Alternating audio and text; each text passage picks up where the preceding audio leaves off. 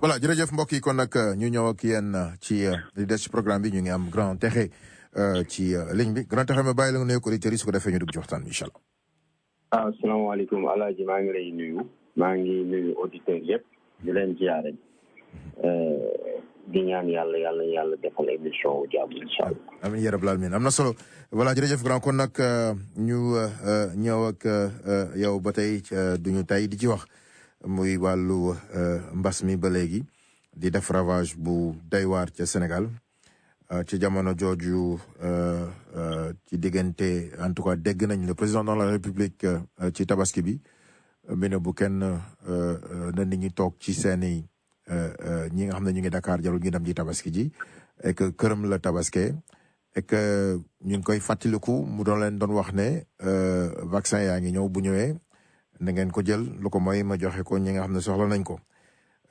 ñu dégg ku mel ne Bougane Dany Gueye moom it bëgg a jot ci réew mi wax ay question jëmale ko ci li ñuy waxee corona business muy loo xam ne lu doy waar la ci dégg-dégg jëmale ko ci président de la République ndax yëg na ko ak nguuram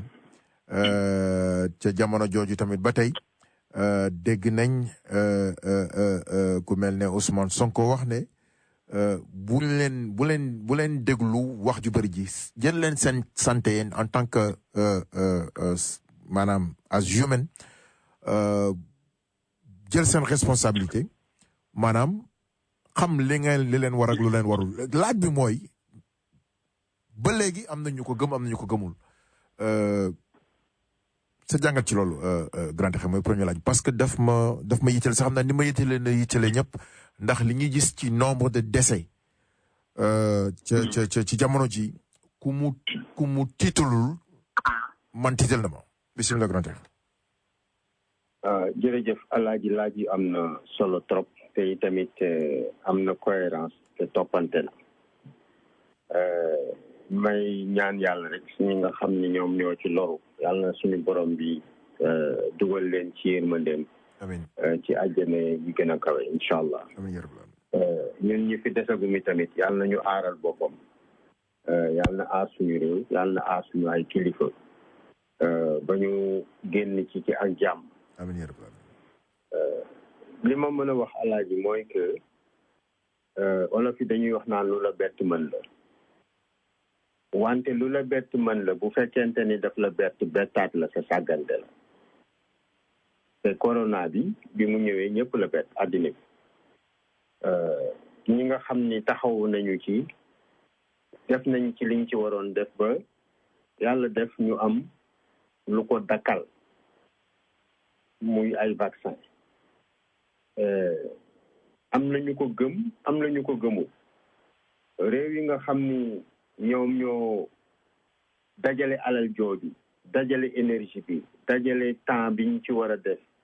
ba vaccin bi am ci anam yu mu amee te xamee wuñu ko woon muy amee noonu loolu xëy na indi na ay certain jiixi jaaxa ci nit ñi wante li am solo ba am solo daal mooy soo gaañoo ak lu mu metti metti su fekkente ni dangaa ëf mu sedd ëf boobu mooy sa faj waaw loolu moom lu ñu war a bàyyi xel la quoi léegi nag li jëm ci suñu réew ci loolu laa bëgg a taxaw tuuti quoi li jëm ci suñu réew lii la quoi xam nga réew yi nga xam ne ñoom ñoo ñu ëpp doole ndegam ñoom ñooy jànkonteeg ay jafe-jafe ci disponibilité vaccin bi mi ngi nii am ñu nga xam ne ci kooru santé la ñu nekk di ko diingat bañ ko jël ba ñu leen ci dàq ci seen liggéey ça veut dire que nit ki ci boppam moo am ci moom loo xam ne ci moom rek la nekk te suñu borom moo ko ci def mooy bu nekkee ci benn situation moom mooy décider ndax lan lay def ci situation boobu am na ci ñu nga xam ni nag dañ leen di décider fala budde quoi te ñoom ñooy majorité bi mais ñi décider fala budde dafa ci am ñu nga xam ni ñoom ñoo jël ci seen bopp responsabilité li nga xam ni ñoom loolu la ñu bëgg a def ñu ni par force li ëpp ci ñoom dinañ ko def commencé di def propagande commencé di def désinformation commencé di def seen ay mbir te ñooñu nag daf ci am ñu nga xam ni ay néew ju doole lañu mais daf ci am ñu nga xam ni duñu néew ju doole ñu am taxawaay lañu ñu am dayo lañu ñu am gëdd lañu wante ay saay-saay lañu alors boo combiné yooyu yëpp mën na indi ay jafe-jafe ci àddina bi mais suñu réew particulièrement li ma ci bëgg a wax lii la quoi président question yi nga xam ni Bougane Gueye laaj na ko mais nekkul ay question yu nga xam ne ump na ko du benn question bu nga xam ne ump na ko communication présidentielle nii lay demee en général parce que standard la ci réew yépp en général mooy que lépp lu mës a xew ci réew mi muy lu nit ñi di gis ak li nit ñi dul gis moo ëpp sax président am na ay moyens yu mu xamee loolu à la minute près ce sont ces services de renseignement te services de renseignement yooyu fépp la ñu nekk ba ci biir néegu xalif généraux lu leer laa la wax leneen li ci topp mooy li nga xam ni loolu mooy rôlu presse bi ci seen bopp boo xamee ni président de la république wala même ministre rek un ministre de la république bu fekkente ni bàyyi na xel ci liggéeyam wala bàyyi na xel dëgg njaay ci liggéeyam président bi bu xëyee balaa muy def dara li ñu koy njëkk a defal mooy revue de presse addina bi yépp rawatina ci biir réew mi revue de presse boobu moo koy may bu fekkente ni journalistes yi def nañu seen liggéey ni ñu ko war a def te ci loolu dinaa ci ñëw léegi ak Bougane bu fekkente ni journalistes yi def nañu seen liggéey ni mu war a defee amul dara lu umpu président bi dans ce pays là moo tax dama bëgg nit ñi di bàyyi naan ndax président bi yëg na ko ma ni ku def loo warul def sa biir kër sax ni président bi yëg na ko waxin la parce que simplement c'est pour simplement vous dire que l'information en réel, l'information visible et non visible sont connues du président de la République. Presse sénégalaise bi nag boo gisee Bougane procédé nii bu leen fàtte ni Bougane background journaliste la background am journalisme la xam na donc naka la ñuy collecter information xam na naka la ñuy présenter information xam na naka la ñuy def ba booy joxe information bi mu am impact parce que loolu ci objectifu ki nga xam ni moom mooy joxe information bi la bokk alors bu defee li mu def ça veut dire que presse sénégalaise bi xëy na bu ñu defoon liggéey bi ñu war a def balaa Bougane di am attitude boobu ak comportement ak démarche bi mu am président bi doon na jël les devants def li mu war a def parce que nag soo amee ab équipe ñuy liggéey au nom du peuple sénégalais te yow yaay seen chef dafa ci am lu nga xam ni sa responsabilité la mooy koo xam ni ci biir kër gi daf ci nekk di def caay-caay yow yaa am responsabilité woo ko te wax ko ni yaa ngi def caay-caay te caay-caay bi lii la te wàcc ko soo ko wàccul nga génn kër gi wala nga seet nooy def du dëgg donc pour terminer sur cette question-là finalement mooy lii pandémie bi kenn xamagul variante yi nga xam ne moom lay indi te muy lor bu méttee métti naka la ñuy def ba génn ci te naka la ñuy def ba génn ci boo ko seetloo foofu ngeen nekk ci États-Unis président bi ak ñi mu àndal ñi ngi def tout pour ñi nga xam ni vacciné gu ñu vacciné wu parce que ñoom lay gën a lor fi mu nekk nii suñu réew nekkul ci situation boobu suñu réew ci situation bi mu nekk mooy vaccin yi nga xam ni lu néew la bi mu ñëwee sax am na ñu doon contesté loolu nañu ko bàyyi ñu teg ko ci suuf benn la ñaareel bi mooy nañu fexe ba président fexe ba vaccin bi disponible ak nu mu mën a disponible parce que bu ñu fàtte ni Sénégal c'est un pays référence boo xam ni ñi ëpp doole ci àddina bi naw nañu ko am na fu ñu ko teg neewoon naa leen fii ci benn émission ni leen relation internationale Sénégal ak États-Unis mooy ñun ay alliés lañu te loolu dafa am signification dans la diplomatie américaine kon bu fekkente ni président bi mu ngi jubal am na ay possibilités yu bëree bëri pour que effectivement du point de vue bilatéral waxuma du point de vue multilatéral nga xam ni américain lu ci gën a bëri foofu la ñu koy def dans COVAX et autres choses du point de vue bilatéral que mu utiliser loolu cette position du Sénégal maanaam doole Sénégal boobu en diplomatie mu utiliser ko pour que mu am lu bëree bëri ci ay vaccin jóge ci États-Unis jóge ci yeneen ay réew yi mais surtout ci États-Unis parce que am nañu ko mën nañu ko États-Unis mën naa may Sénégal lu mu tuuti 5 millions de doses de vaccin il faudrait donc que le président soit sérieux dans ça mu dox ci wax ci loolu luy am solo la ci suñu réew bu mu ko defee daf ci am ay dispositions pratiques yoo xam ni wax dëgg fa yàlla li nga xam ni moo jotoon a génn ci alal su fekkoonte ni jëloon nañu ay dispositions te xamoon nañu ni pandémie bi du gaaw a disparaître noonu comme dans presque toutes les autres pandémies waroon nañu jël ay dispositions de prévention parce que nag les lits ICU bed yi nga xam ni moom la ñu waroon am su fekkoonte ni alal ji ñu wax ni te loolu ci reportage journaliste yi laa koy gis su fekkoonte ni jëloon nañu lal yi ñu waroon jënd dina allévier dina xaw a yolomal mbir mi su fekkoonte ni def nañu ci alal li ñu ci waroon a def ci structure de santé yi dina mën a atténuer coono yi mais loolu moo amul du ci lal yi du ci li nga xam ni moom la ñuy soxla le matériel de première urgence dont l'oxygène parce que ñëpp xam nañ ni maladie bu mel noonu la quoi donc voilà El Hadj la responsabilité du gouvernement est établie mais la responsabilité individuelle bi nga xam ni moom la Bougane di wax en fait te Sonko sax moo koy wax le plus la responsabilité individuelle bu fekkente ni ci lañu sukkandiku rek mën nañoo résoudre 60 à 70% de la question mooy que nit ñi xam ni feebar bi mi ngi fii c'est réel nit ñi xam ni lii moo ci musal nit distanciation bàyyi rassemblement yi maintenir une hygiène des mains et bu normal sooy génn nga takk masque loolu au moins bu fekkente ni vacciné goo loolu war na nekk sa yitte quand même bu vaccin yi amee tamit bu ñëwee nga dem nga vacciné voilà El Hadj voilà c'est bien dit di wax na mbokk yi tamit bu dee bëgg nañ dugg am laaj yu ñu laaj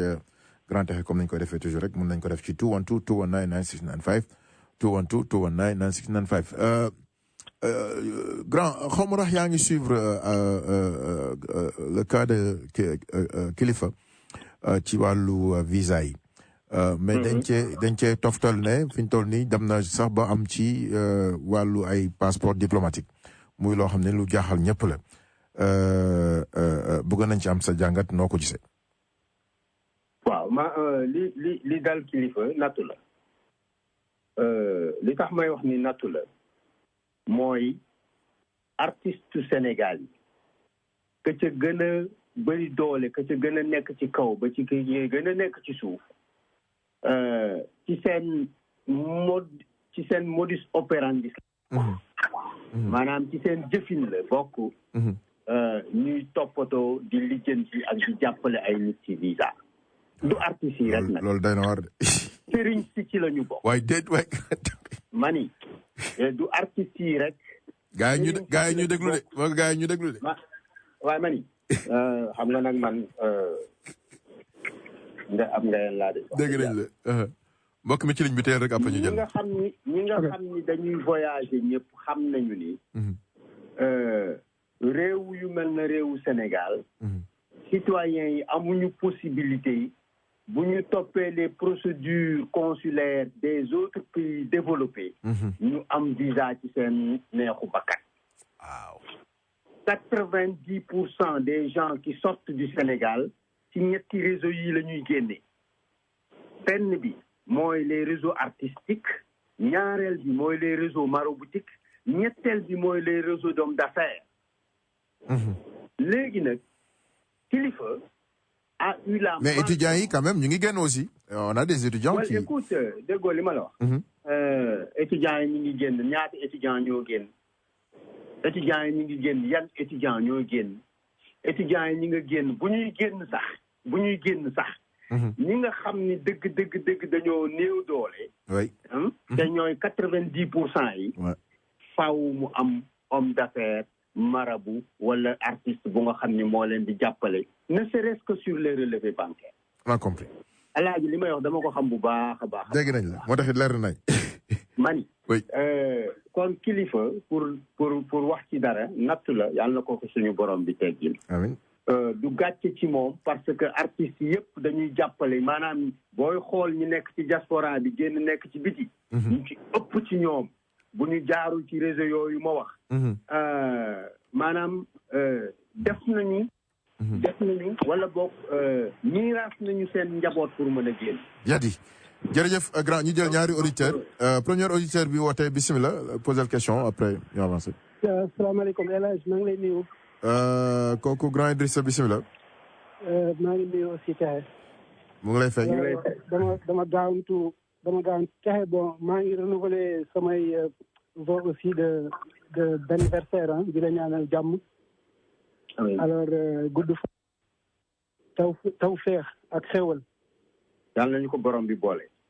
amiin alors dama gaaw woote dama doon ragal. alors question bi ma bëggoon posé te mu jublu si situation nationale bi Covid bi que mu noyé wu parce que bi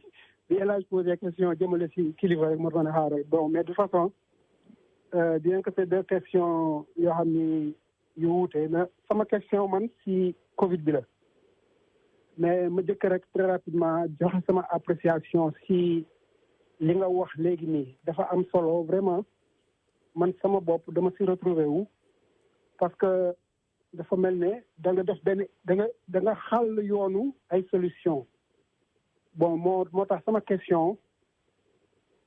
foofu la ñu yaakaaroo ne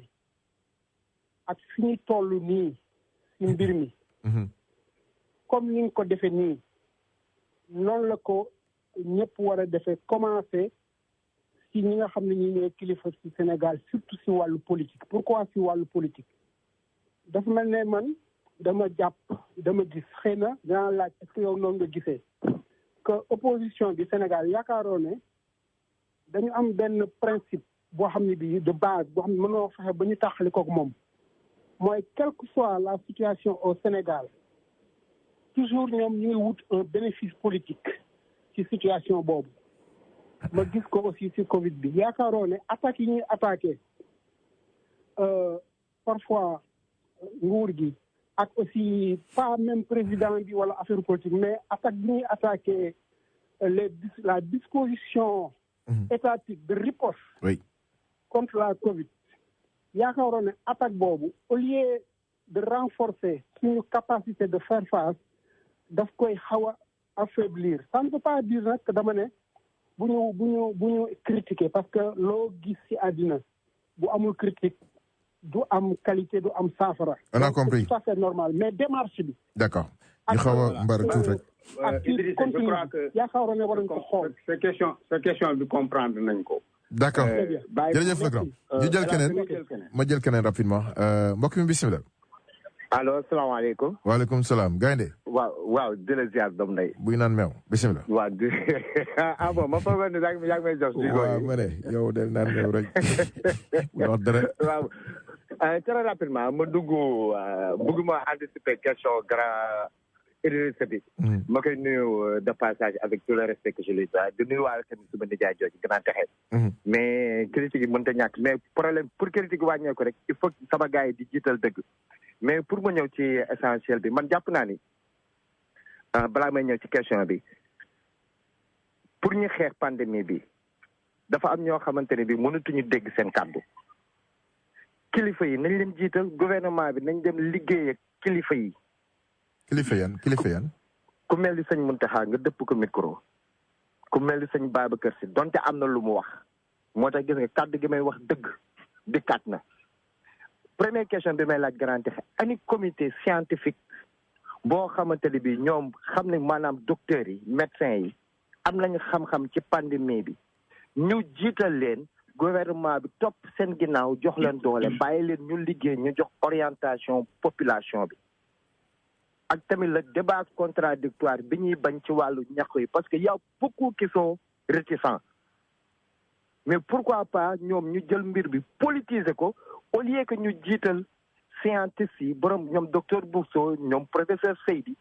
jiital leen askan bi topp comme fii niñ def nii docteur Fawzi beneen bi ma jeexalee foofu muy ci wàllu élection locale yi ñuy jëm may laaj Grand Tékhé ani lan lay conseiller askan bi ani lan nañu war a prévoir parce que gis nañu chaque élection sama gars yi dugal nañu ay ndëgg sërëx te njeexital ga la ñuy ñaawlu lépp dañuy gis ni dëgg lay doon yaa ngi anticipé d'accord on a compris jërëjëf voilà Grand Tékhé di wax rek ñiy déglu tamit ak li Gaynde wax directeur institut Pasteur wax na gaa yaa ngi wax Grand Tékhé ma jël nga jël note rek si bu dee du la déranger ma jëlee leen ñaar comme ça après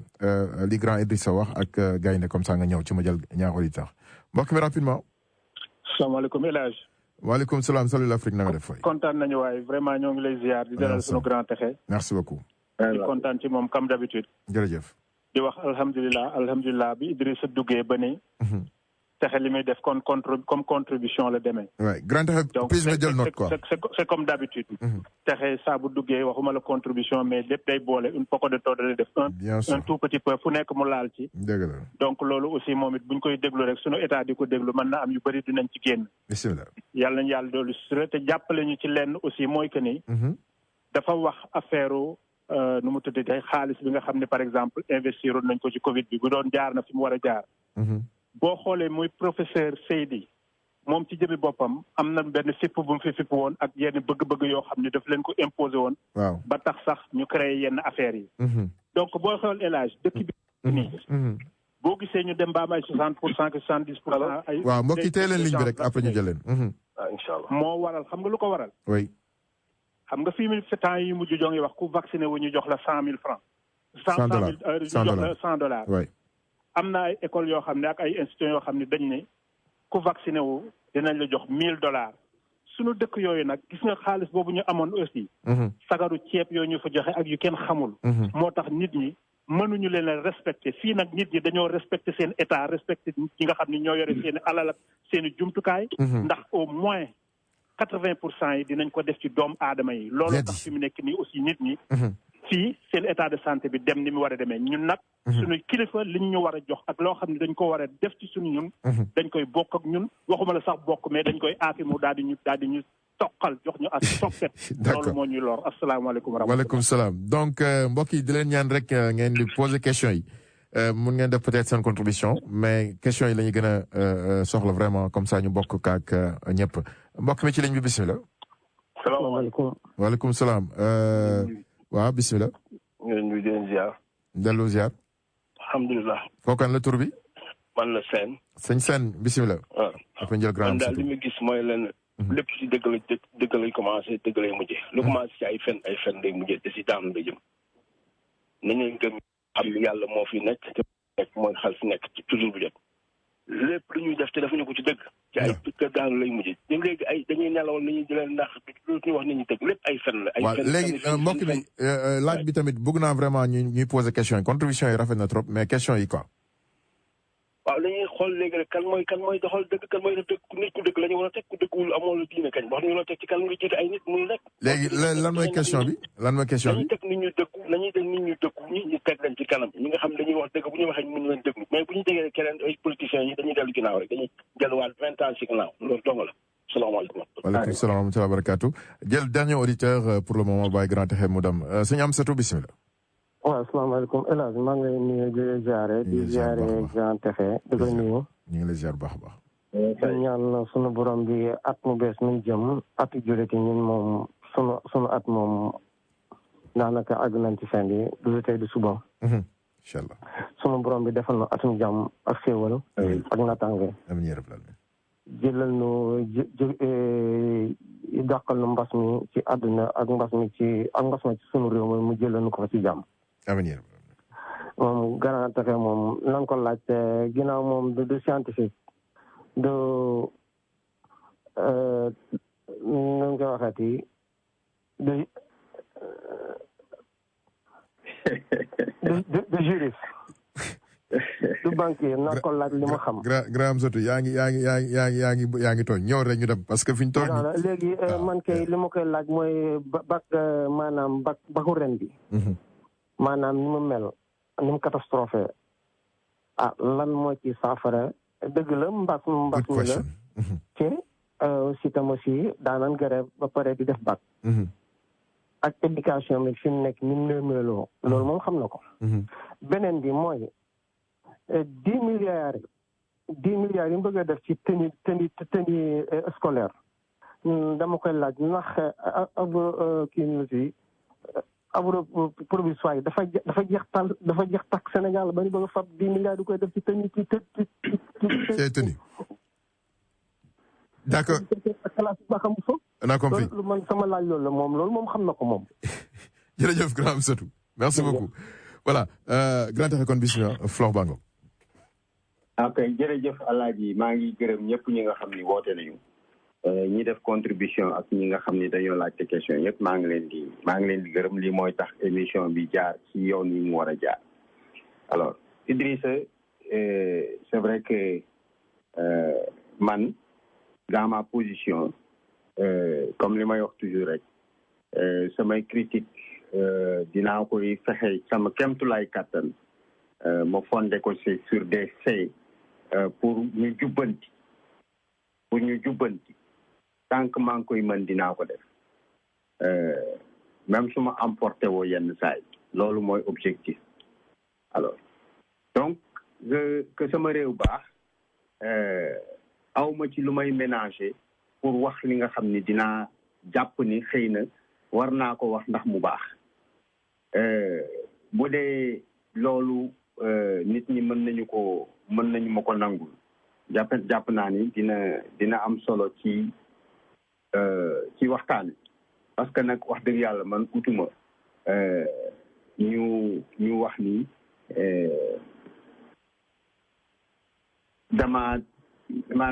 dama def contribution wala dama defuma contribution bële. L'objectif c'est simplement de faire en sorte que le fonctionnement normal de la République et de la démocratie soit atteint. loolu ci nañ ci bàyyi xel maintenant li nga wax ci ni l'opposition dafay jël toujours une position de prendre un avantage mën naa wax oui et non te loolu moo nekk trademark opposition yëpp nag dans tous les pays du monde foofu nga nekk ci États-Unis xoolal démocrate yi ak républicain mais loolu moo war a tax ñun ñu bàyyi xel ci nii en fait su fekkente ni bëgg nañu loolu dañ le consensus qui avait été créé par le président avec peut-être deful woon sax peut-être effort bu bëri su fekkoonte ni consensus boobu moom ci boppam consolidé woon na ko par une gestion transparente de toute la pandémie avec l'inputu acteurs politiques yëpp dont ñi nga xam ne ñoo gën a acerbe aujourd'hui di ko critiquer jàpp naa ni kon le mouvement national bi nga xam ni moom la créé woon xëy na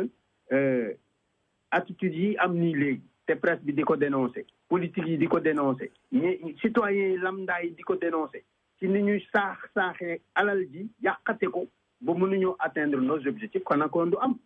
faudrait am na ku ko wax léegi il faudrait que nos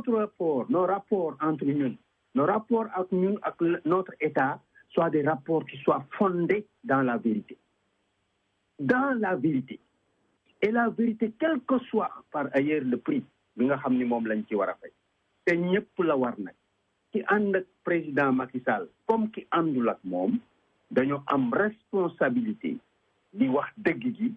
et wax dëgg gi jafewul ndaxte li nga xam ni gis nga ko gis naa ko keneen gis na ko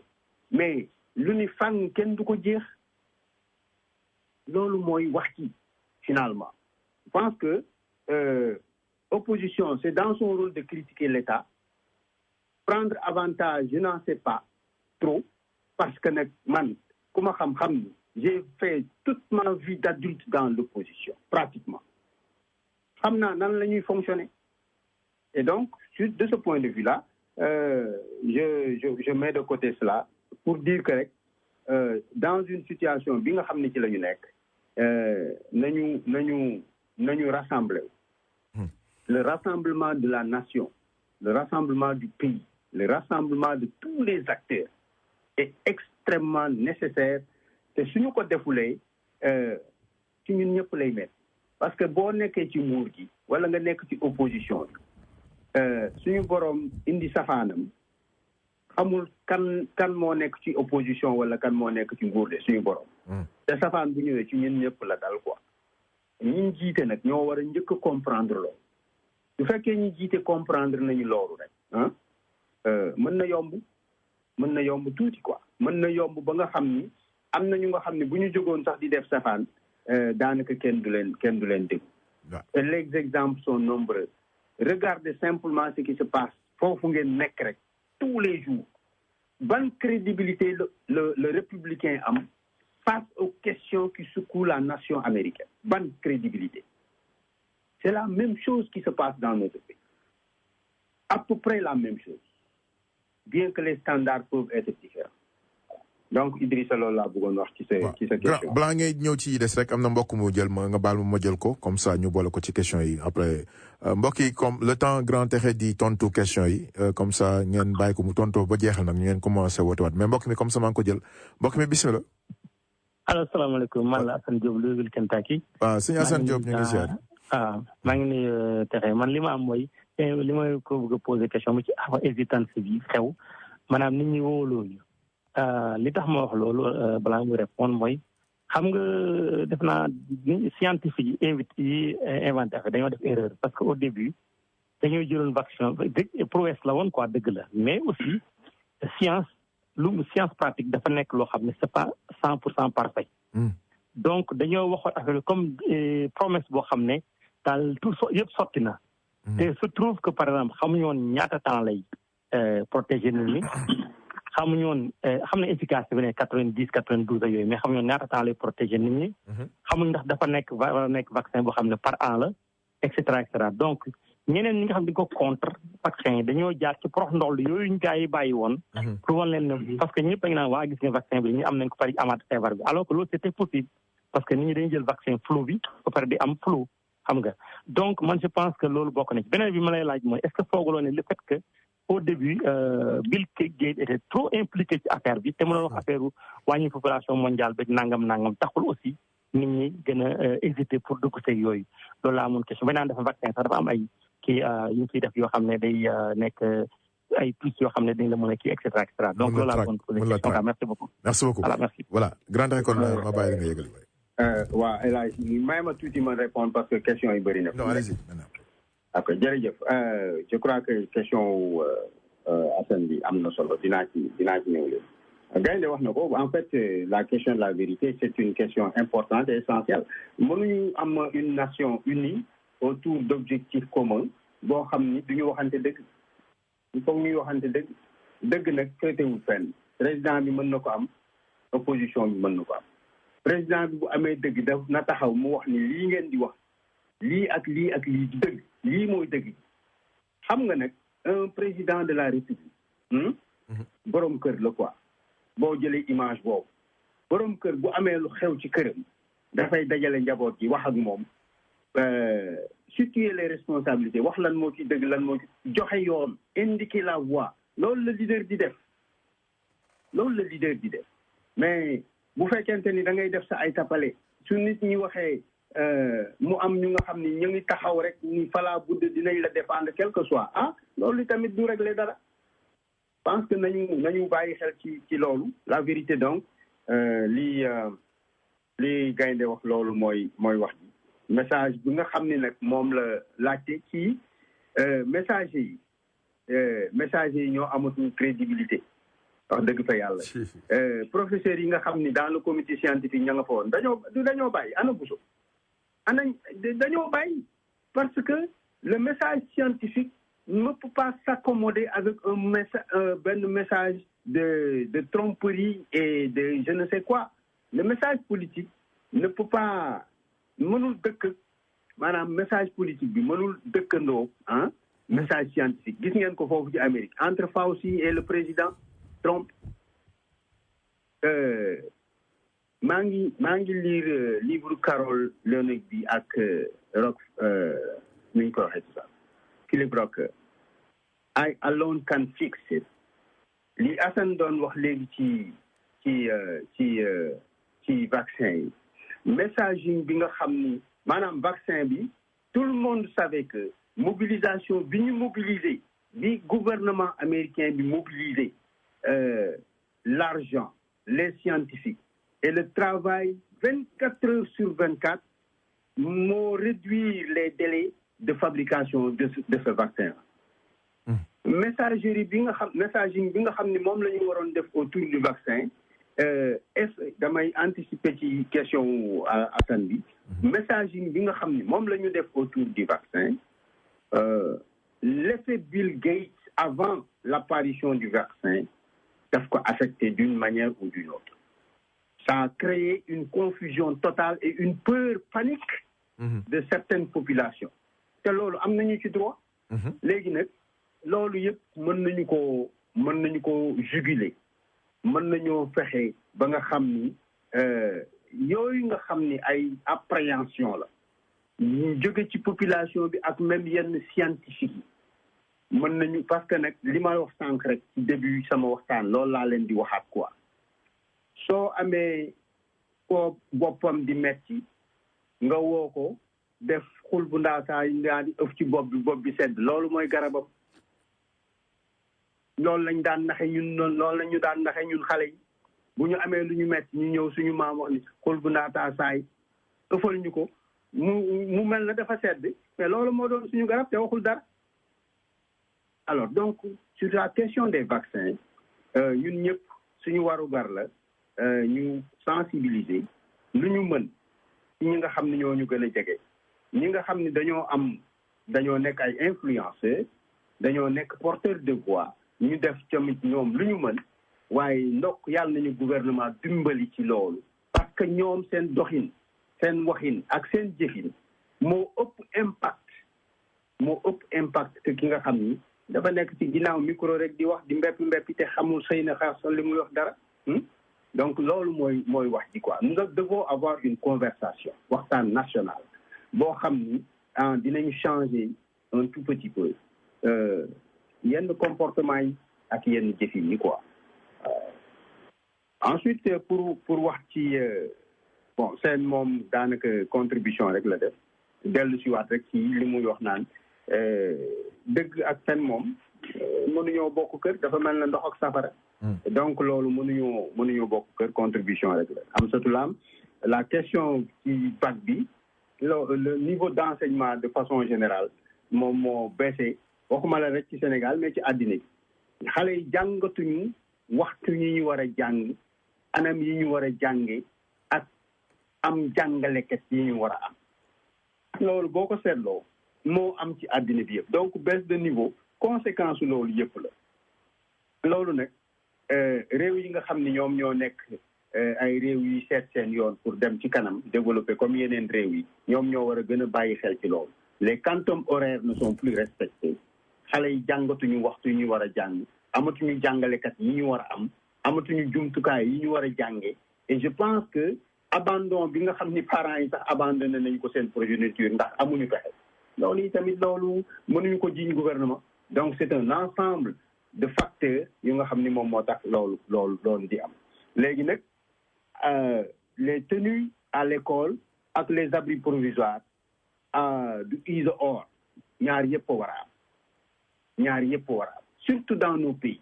ndegam dans ces pays là yi ngeen nekk ci la xale yi di am uniforme di dem école uniforme dafay démocratiser d'une certaine manière perception wu xale yi bu ñuy ñëw di jàng si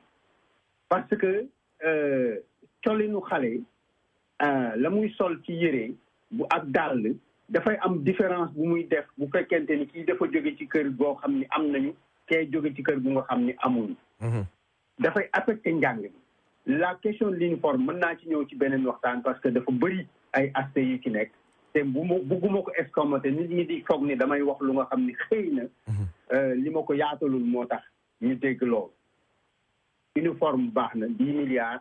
d'abord dina régler loolu moo wax au plan pédagogique wante dina régler beneen mooy que ñi nga xam ne dañoo nekk dans la confection au moins nguur gi xalaat na ni c'est un investissement économique ñu permettre l'artisanat et la confection sénégalaise ñu am au moins ñoom tamit une part du marché de l'économie loolu Assane Diop xëy na bu ngeen ko ci laajee dina leen ko gën a mën a leeralal moom mooy économiste bi fii leneen li mooy que science bi nga xam ni moom moo waroon a lal vaccin yi ci seen bopp mais il faut pas oublier boo demee nga xool tuuti historique bi que coronavirus bi xëyul rek nekk nii quoi il y avait des recherches autour du coronavirus pendant des années et des années. Une explosion s'est produite, nous avons une pandémie mondiale. Il y avait déjà en place, il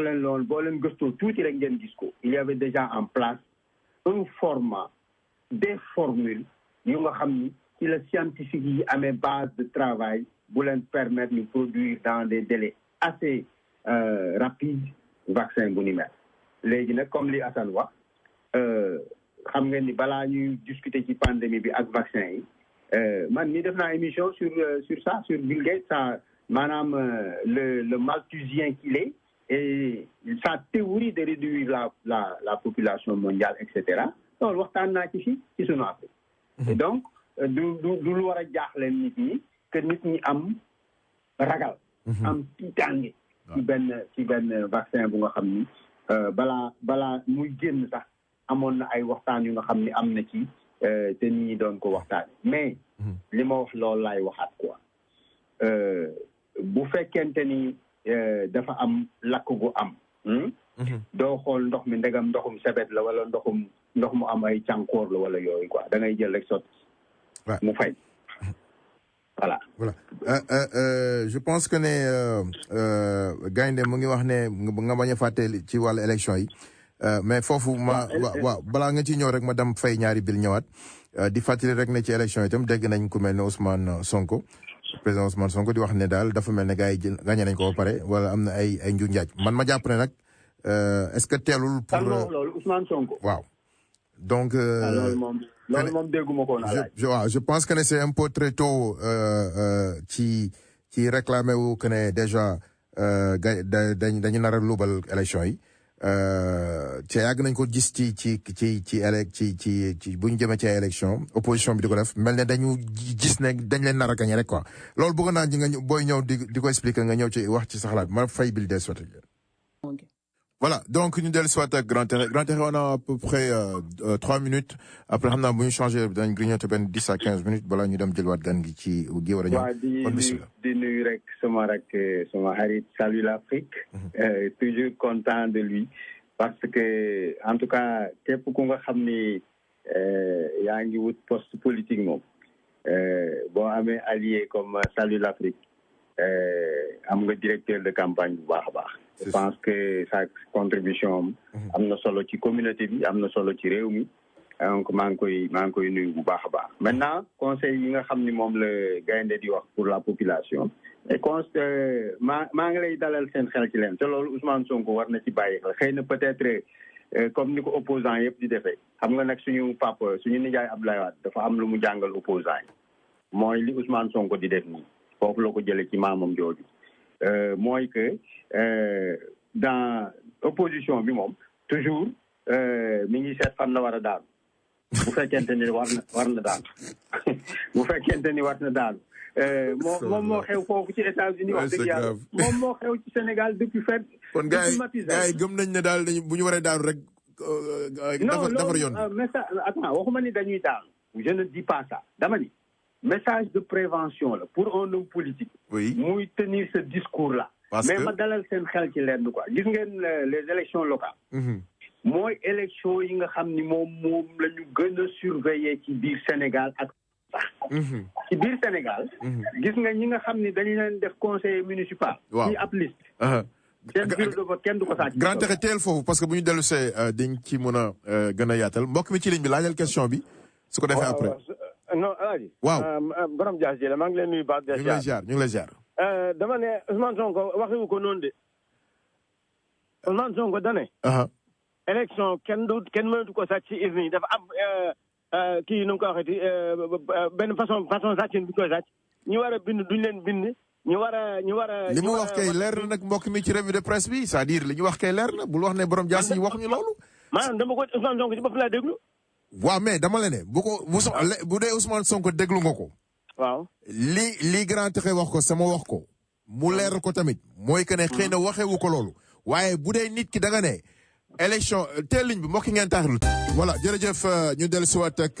mbokk yi ñu ngi am ak grand Texe dinañ grignoter benn 15 minutes balaa ñu dem jëli gan gi am naa déjà 3 auditeurs yu nekk en ligne borom jaas yi ma bàyyi la nga yeggali. waaw ok daf ne. di la bëggee bu baax a baax. élection. du ñu ko gagné ci urne yi ci technique lañ koy gagné. waaw laaw ñu war a bindu ñu war a bindu danañ fexe ba duñ bindu. waaw ñu war a vote danañ fexe ba changer seen bureau de vote yi. waaw ñu war a jot carte d'identité yi duñ fexe ba. mais loolu du lu bees ci lañ koy gagné. mais loolu du lu bees. waaye buñ ci taxawut. waaw buñ ci taxawut danañ gagné élection yi avant ñu dem ci urne yi. kon jeex na jërëjëf li ma wax ak li nga wax benn la mbokk mi ci ligne bi bisimilah. allo. allo oui. waa xaaral oui allez-y. man la wala. waa allez-y waaw. waaw salaamaaleykum naa def yaa ngi jàmm damay déglu rajo bi chaque jour vraiment mais li may woote bëriwul quoi. merci. grand Texe tam maa ngi koy suivre bopp koñ quoi dama ne Ousmane Sonko dafa waxoon ci discours am nii am na benn lu ñuy pare ñoom opposition fan yi nit ñi dañ ci xam dara. dafa waxoon ne léegi am na benn coalition bu ñuy wax ñoom ñu ngi ciy liggéey. en coalition ci opposition bi. waaw opposition bi waaw Barthélémy tam wax ko quoi mu bëggoon laaj grand Texe. waaw nan la yaakaar coalition bi nan lay mel ak ñan ñoo ci war a bokk. d'accord jërëjëf grand Texe yaa ngi déglu waaw maa ngi déglu. ok allo mbokk mi. allo waay salaamaaleykum. waaleykum salaam. sang bi ñoo ngi lay sant di sant Texe bu baax di ko nuyu. jërëjëf. ok comme noonu du ñu politique sain mais waxuñu li Sonkoy wax ñun li ñuy xalaat la ñuy wax. xalaat mooy bu fekkente ne dañ ne carte d'identité nationale. mbokk mi teelee léegi. la ñuy bindoo bu fekkente ne ñoom léegi bindu nga te joxuñu la sa carte d'identité. waaw buñ la joxee récépissé bu fekkente ni woon comme léegi récépissé bi ni nga ci mën a watee. waaw après kooku xëy na dañu am yaakaar ci ni sàcc du am. waaw soit ministre bi yore carte d'identité yi. après léegi contacter chef de quartier yi après ñuy joxe kii quoi naka lañ koy waxeeti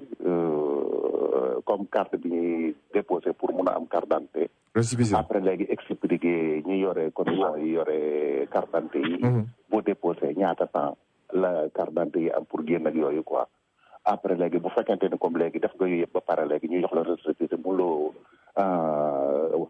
watee sa récépissé après léegi ñu nag carte d'identité yi foofu la affaire bi. waaw mais du kee soo Sonko rek mooy xalaat quoi ñëpp am nga ku nekk am nga droit. léegi da nga jàpp ne yow li Sonko wax ak yow da nga cee da nga gis ne loolu. bopp laa wax quoi. non comprendre mais da nga maanaam mun nañu wax ne c'est parallèle yéen a xaw a bokk li ngeen di wax. waaw bu fekkente ne foofu la ko Sonko teg après xëy na mun nañu bokk xalaat. waaw maanaam yow jàpp nga ne daal bu ñu gars yi bu ñu leen joxul seen carte d'identité bu ñu leen ko yombalul maanaam ndëgal saraxan ci biir. foofu la sàcc bi nekk. waaw d'accord jërëjëf on a compris. waaw jërëjëf kontaan nañ trop. waaw ok. merci beaucoup voilà kontaan nañ merci beaucoup mbokk mi ci ligne bi. alors El Hadj. waaw oui. dama dellu si rapidement rek pour affaire élection yi. grand Idrissa. pour taxe man fii waaw man la waaw pour taxe man si tontuwaale. alors taxe yaakaaroo ne en fait Ousmane Sonko dafa ne par rapport aux élections locales dafa nekk déjà dans une stratégie pour de défense par rapport ak ce qui peut arriver bon la moo tax mu wax loolu mooy déjà dafay culpabiliser wu déjà mu ngi ne bu fekkee ne alors gars yi tere nañu nit ñi ñu inscrire nañu bloquer les commissions d'inscription. Bon c'est ça le message. D'accord. Déjà ñu relayer ko donc alors que wax na ne participer na ci commission politique bi est-ce que toutes les dispositions sont prises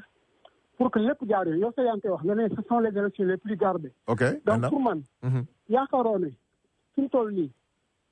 lu weesu ñaax nit ñi pour ñu dem bind ji parce que actuellement 2000 xaw ma 3000 au 6e jour. ñaax nit ñi dem bind yaakaaroo ne loolu mooy war a ëpp solo pour opposition qui va gagner. alors d'accord teel il y aura une unité. d'accord il y aura une unité loolu la dina ko annoncé temps yi. merci. alors donc est-ce que commencer di critiquer te amuloo benn firnde si li ngay def loolu. nekkul encore benn stratégie bu gën a créer benn mobilisation vers un chaos parce que bu nee xale yi bu leen bloqué ñu doon inscrire bloqué leen kii déjà mi ngi. On a compris. C'est un peu dangereux là. Okay. Merci. Pour qu'il faut. On a compris. jërëjëf voilà merci beaucoup ma jël ñe leen am na ku kii woote léegi nii kii doog a woote léegi na xaar am na ku nekk ci kanamam mbokk mi bisimilah. waaw El Hadj maa ngi lay nuyu Texe moom li muy wax. xam-xam la ko teg. ndax sunu maam Ablaye Wade yal na yàlla yokk wéram dolli kàttanam bàyyi sunu kanam newoon na fichier bi ku ci dem. boobu moo fi nekk ba tey lakk leen seen. kon kay na gars yi dem toog sa noppalu. waaw kon kay na gars yi tëddi sa nelaw. mais gars yi du nelawee waa ji nekk foofu il a yomb dina. waaw mais alors. mais man foofu laa jëm boobu question laa bëgg a laaj fi mu nekk ndax fi mu nekk actuellement opposition boo xam ne du man li ma leen ku ci dem mars doo indaale say dàll moom daanaka du opposition. mais li may laaj Texe sur le plan intellectuel nga xam droit intellectuel li ko yàlla séddee moom na ko nangul. Alioune Badara Cissé ñëpp xamoon nañu position. yaa ngi anticipé de waaw. waaw xam nga ñëpp xamoon nañu position. ku mel ni Alioune Badara Cissé actuellement. xam nga jeexal na fan ko rënkoon. te y a d'autres ñoo xam ne ku mel ni Thierno Alassane Sall Thierno Bocoum ak Abdou Mbaye ñeneen ñooñu nga xam ne ce sont des intellectuels de classe mën na ñoom fi mu nekk duñ bari xale yi nga xam ne le nouveau primo voté yooyu man am naa ñaar primo voté ba tey depuis 2018 jotul seen carte d'identité. d'accord. grand monsieur merci beaucoup. ñooñu fi mu ne actuellement lan mooy seen avenir lan moo woon ban position lan war a taxaw. Alioune Badara Cissé. Thierno Bocoum Thierno Alassane Sall ak Abdou Mbaye ñan lañu war a taxaw te teg fële opposition bi ñu jàkkaarloo waa ji ci d'une façon boo xam ne. ci fichier yi ci fichier yi. fichier yi nga xam ne nii nee nañ leen ku ci dem daanu ci la ñuy dem ak moom wala. non fichier bi moom góor bi wax na leen ci nekk lépp ku ci dem fi mu ne actuellement ku dem ci si moom li muy def na ko ba toog. kon jeex na jërëjëf ñooñu ma tudd daal ñoo war a taxaw fi mu ne actuellement ca bàyyi opposition bi ñuy wax rek. merci beaucoup mbokk mi dernier auditeur après ñu bàyyi Grand Texe mu développé su ko defee après ñu dem jëli gan gi mbokk mi bisimilah. asalaamaaleykum. waaleykum salaam sëñ Dan. waaw El Hadj ñu ngi lay nuyu. ñu ngi kontaan bu baax a baax. maa ngi nuyu Texe. ñu lay fay. waaw laaj bi ñuy laaj mooy ñun day président moo ñu waxoon lim ni loolu la yore Sénégal waaye daa mel ni bi mu toogee ba léegi lépp lu mu indi ci liñ xam man cee teg baaraam dafa mel ni pour boppam la. ma doon laaj ginnaaw ñiy wote ak ñi di wote moo koy tànn Ablaye Wade wax ne fichier électoral bi ku ci dem ak moom élection mu gañe la loolu. ñu wax ni fichier ba ma nga ba Malaisie te fichier bi Sénégal ko moom fichier électoral bi waru woon a mën a génn Sénégal te ñi mu bëgg ñu wote ak ñi mu bëgg ñu wote yëpp peese na ci fichier électoral ba pare bi ci topp mooy bi mu demee ba soxla carte wotaay nit ñi nee na ko am permis na nga wote loolu moom waxuma ko moo ko waxal boppam ñëpp a ngi ko doon dégg ku am récépissé na nga wote waaye ci biir loolu am nañu am carte d'identité de doomu sénégalais nga ne ko doo wote wala ma war a wote Harlem ñu yóbbu ma Brooklyn wala Staten Island loolu ñoom opposition bi wala ñoom ñi nga xam ne war nañoo taxawal réew mi ci lu mel nii lan mooy seen taxawaay loolu mooy sama laaj Texe. jërëjëf sëñ Dan Grand Texe kon ma bàyyi la nga déroulé. waaw d'accord léegi xam naa ni question yi xaw na ci mais mën nañ leen tontu benn par benn parce que question yëpp daanaka boo ko xoolee dafa xaw a lëkkaloo li ñu war a dem ci élection locale yi ak njàqare yi nga xam ni ñenn ñi ñu ci bëri am nañ ko soit population yi wala opposition bi dans son ensemble ci organisation yi bon loolu jógewul ci benn élection maanaam jiixi jaaxa ci ay élection dafa ànd ak géodémocratie boo ko xoolee États-Unis bi ñu amee di voté ba léegi tey la wàlla gën a aay ñi ñenn ñi ñu ngi jéem a supprimer vote bi ñenn ñi ñu ngi jéem a fexe kenn du vote ñenn ñi ñu ngi jéem a fexe ba vote jafe ñi nekk ci nguur dafa am attitude buñ ciy am ñi nekk ci opposition bi dafa nekk attitude buñ ciy am ça veut dire donc que c'est des questions yi nga xam ni c'est des questions récurrentes yuy ñëw dans le système démocratique mais système démocratique boo xam ni dañ ko fondé ci transparence dañ ko fondé ci égalité ak équité am ay dispositions yi nga xam ni moom la ñëpp war a respecter muy citoyen bi muy organisation politique yi muy ñi nga xam ne ñoo jiite kenn ku ci nekk am rôle bu nga xam ne war nga ko ci jouer loolu li ñu mën a observer la te c'est une attitude normale et naturelle léegi nag li nga xam ni moo normalul moo naturel lii la opposition bi discours bi muy tenir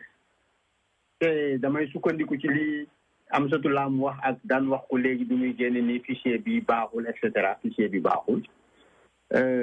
écoutez ba Ablaye Wade nekkee di politique nga xam ni suñu démocratie lu ci ëpp ci moom la ñu jëlee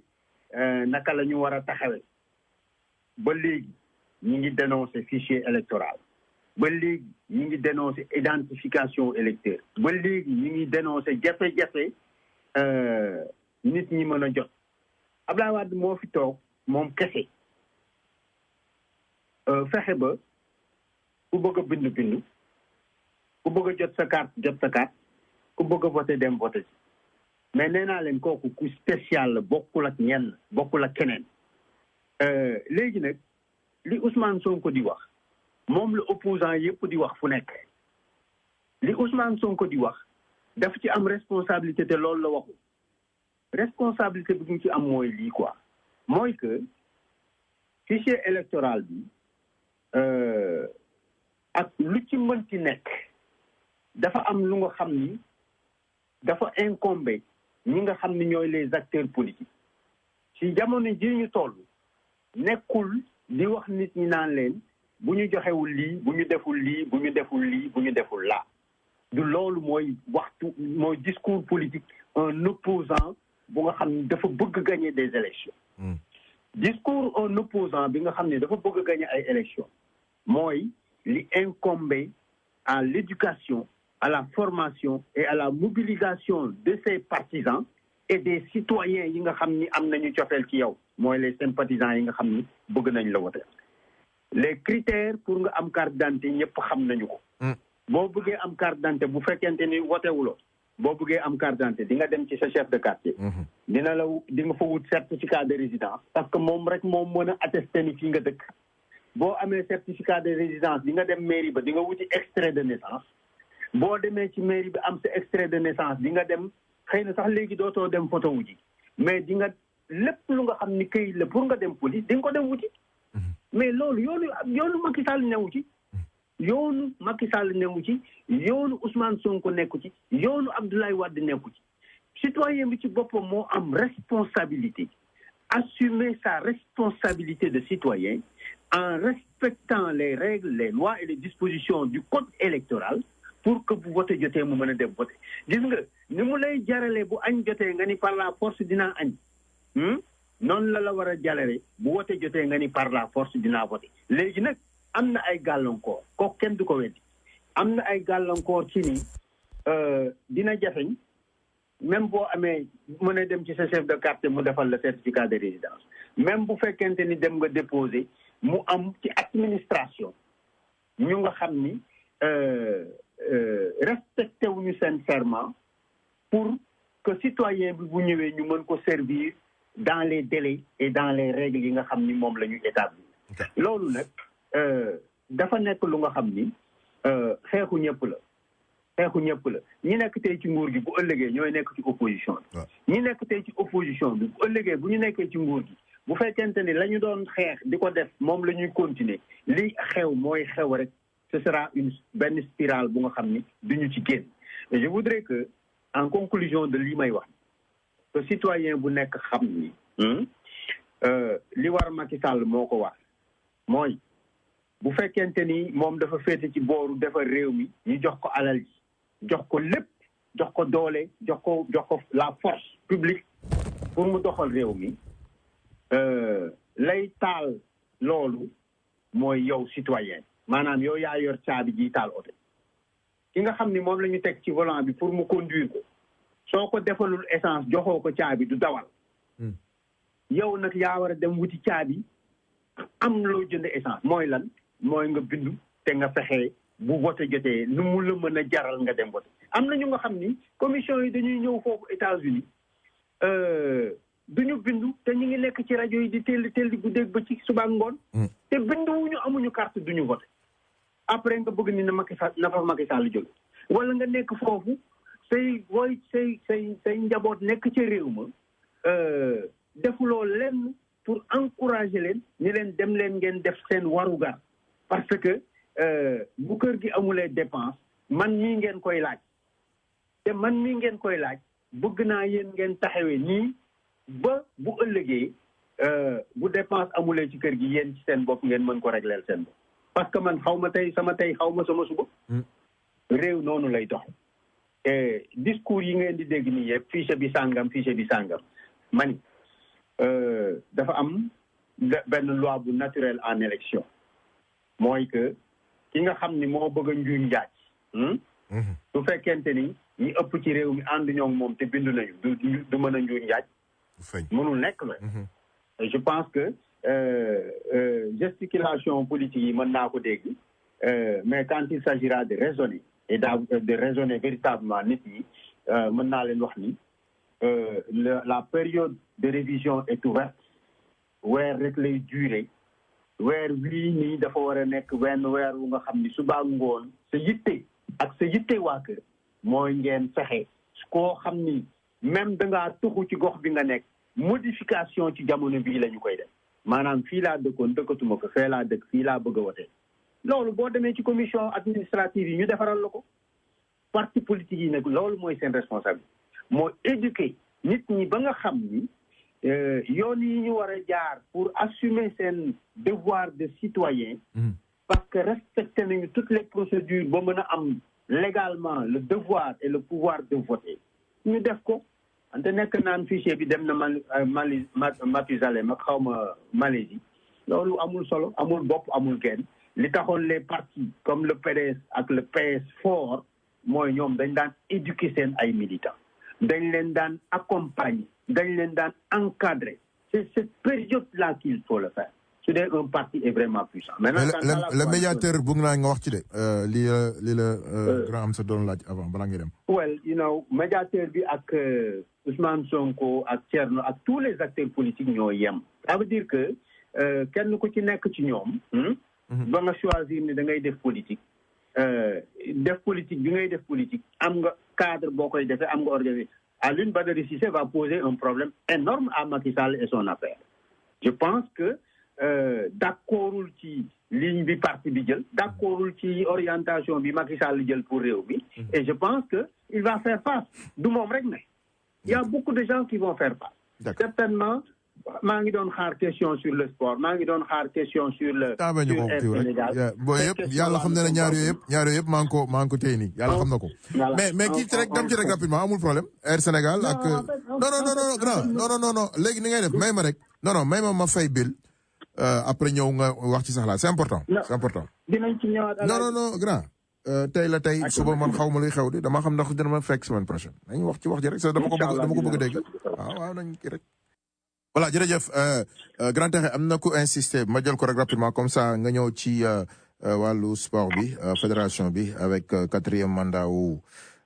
monsieur Senghor ak Air Sénégal sa jàngal ci loolu comme ça ñu tëjee ko dem jëli nguur mbokk mi bisimilah. asalaamaaleykum. waaleykum salaam. hélas na nga def maa ngi lay nuyu waaye di la siyaare di la jox si waat maa ngi nuyu grand Texe. bisimilah. di nuyu Sénégal Afrique aussi. waaye vraiment grand Texe li mu wax ni tey. couple bi yëpp waroon nañu ko déglu xale yi parce que man damay wax ne coow li jaru ko li grand Texe wax mooy dëgg te mel fexeel ba wuti sa carte d'identité fexeel def pour la moyenne ba am ko bu boobaa ba duggee ci ngàcc bi amul kenn ku la wax ne kii nga woteel coow li jaru ko wax jépp mi ngi mel ne ñu jox la temps nangami minute kay li wax ñu la ñorul ci nangami minute ba mu jeex te kiw jaru ko waaye vraiment kontaan naa ci li mu wax moom mooy wax bi. loolu moom amul jarul xuloo jarul xeex. ñi nga xam ne ñoom itam ñooy candidat yi ñi bëgg a wote ñi bëgg a toog. ñoom itam li ñu war a def ci bopp nit ñi mooy dem ne leen wuti leen seen carte d'identité fexe leen ba wuti ko. waaye dëkk bi naan Macky Sall jaru ko. waste time la. li nga jar a wax ko. jërëjëf kontaan naa ci moom vraiment ci ni mu ko waxee kontaan naa ci moom 100%. merci beaucoup merci. voilà muy la am solo ñëw rek ci fédération bi. voilà. El Hadj jeex na ñuy laajte noonu ah.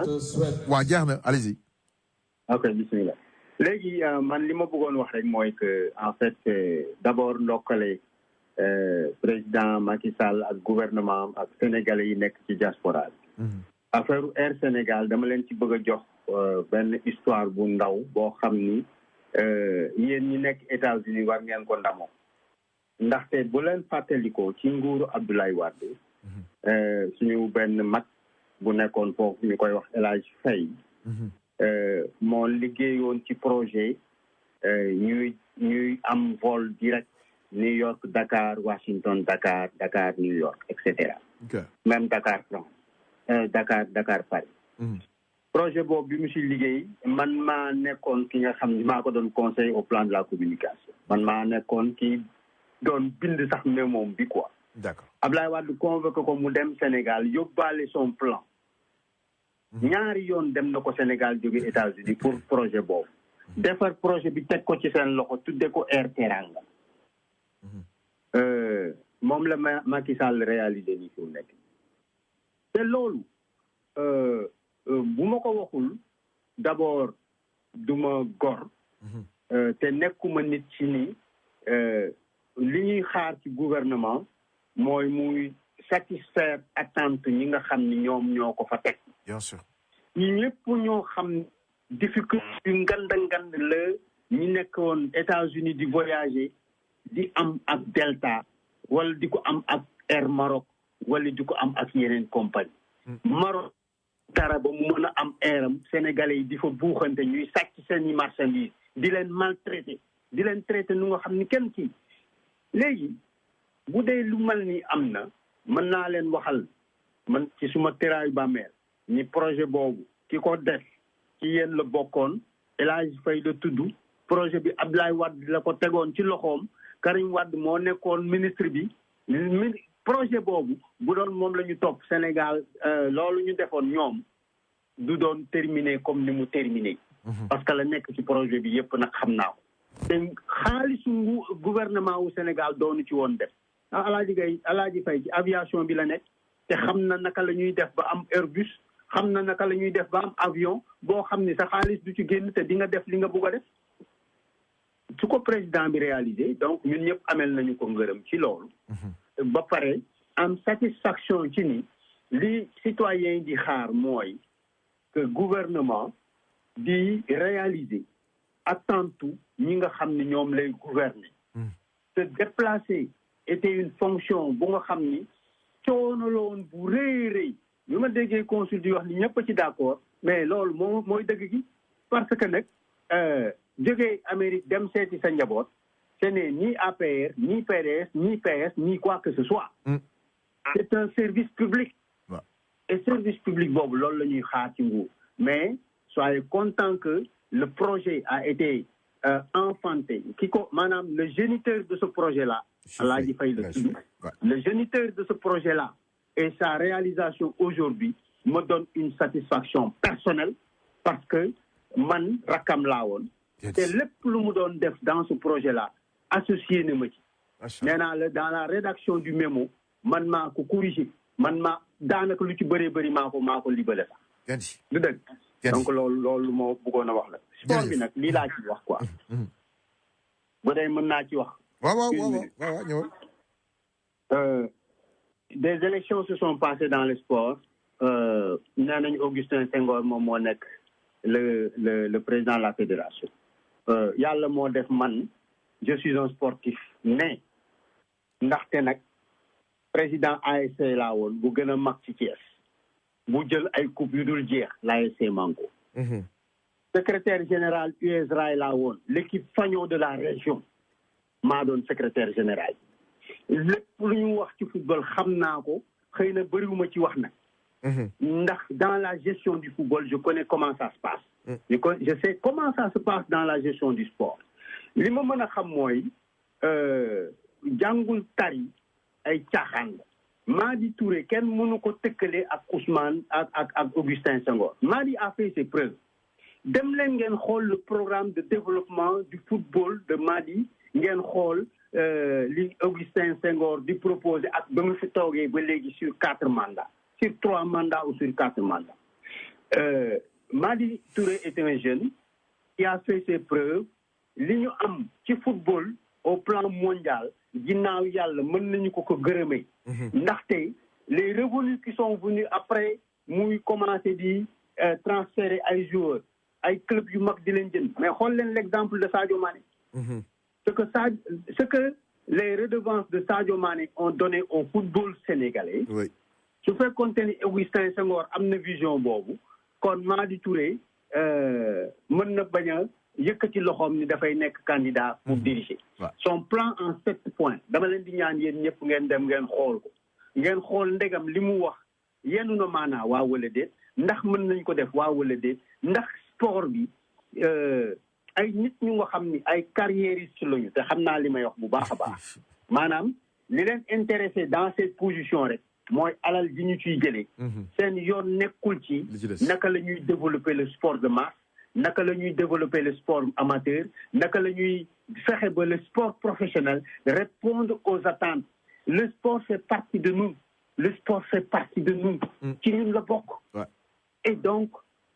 waruñu continuer lii am ci politique di am dans le sport loolu mënuma ko nangu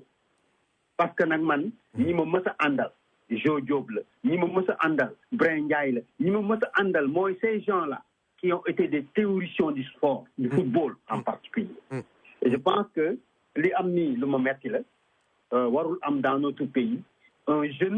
les jeunes doivent être mis en avant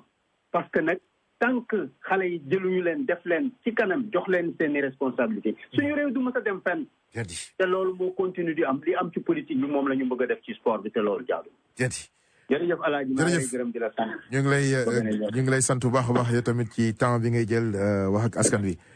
di wax mbokk yi ñu lay koj tamit ci bopp koñ yaa ngi fay def lu am solo jërëjëf encore merci beaucoup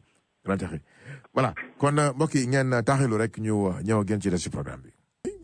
alors man daal li may wax mooy leen tant que ñu jël médiocre di leen jiital du ñu avancé jamais de la vie médiocre ñoo nekk devant bëgg tànqal nit ñi di wax rek dëkk ay wax defaru ko da ngay jël ay nit ñi jàng xam expérience ñu jiital leen ci kanam ñeneen topp ci ginnaaw di jàng di dem bu ndax loolu mooy tax ñu cultivé wu am dëgg xam ni ñuy doxale yëpp dem ci dëgg waaye dëgg jiituwul ay fen mënul doxalee waay loolu dëgg la jërëjëf ñu delloo ginnaaw Sénégal dafa avancé woon mais doomu xaam yi sëñ bi loolu ëpp na non Sénégal dafa taxawoon benn position wax ci Afrique premier lañu nekkoon léegi ñu on est dernier dans la classe